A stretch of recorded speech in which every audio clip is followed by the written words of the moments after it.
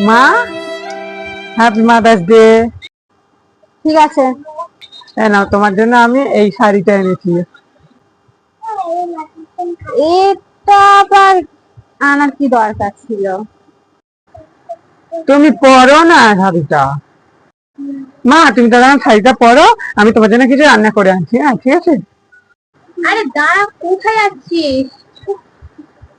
শাড়িটা মনে হচ্ছে এবার সেটা আমাকে পরতেই হবে।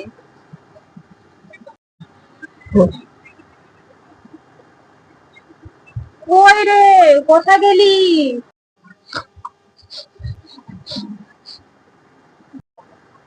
কি রে, কি হলো তোর হাতে? তোমার জন্য রান্না করতে গিয়ে হাতটায় ছাঁকা লেগে গেছে। তুই কে করতে বলেছে? সব দে, হাতটা দে।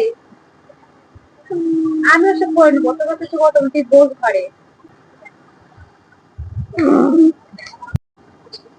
আর হ্যাঁ, তোমাদের সবাইকে হ্যাপি মাদার্স ডে।